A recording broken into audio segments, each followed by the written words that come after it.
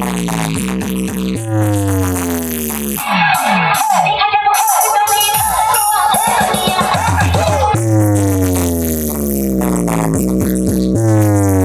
বন্ধুরা কেমন আছো তোমরা সবাই? আশা করছি তোমরা সবাই খুব ভালো আছো। বন্ধুরা আজকে তোমাদেরকে দেখাবো একটা সেটআপ। সেই সেটআপটা কিন্তু ডবল ডিজি দিয়ে বাজাচ্ছে, আর ডবল ডিজি দিয়ে বাজানোর পরে কমিটির লোকের সাথে ডাইরেক্ট কথা বলে তোমাদেরকে দেখাবো যে কমিটির লোক সেটআপ সম্বন্ধে কী ভাবে বা সেটআপ নিয়ে কী ভাবে।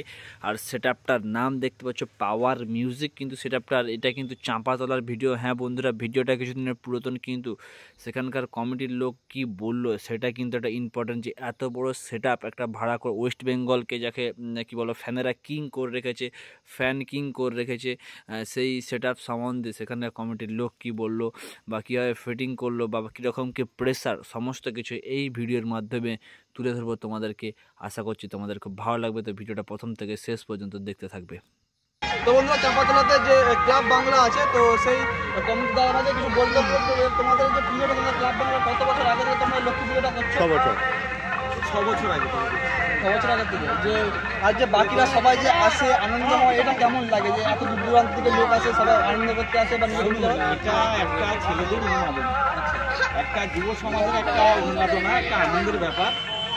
বক্সটা একটা আসে, অনেকে নিয়ে আসে, কিন্তু খুবই আনন্দ লাগে। আমরা মেলার পাশাপাশি রয়েছি, আমরা মেলার সঙ্গেও সহযোগিতা করি, সেই সঙ্গে আমাদের ক্লাবের সঙ্গেও আছি।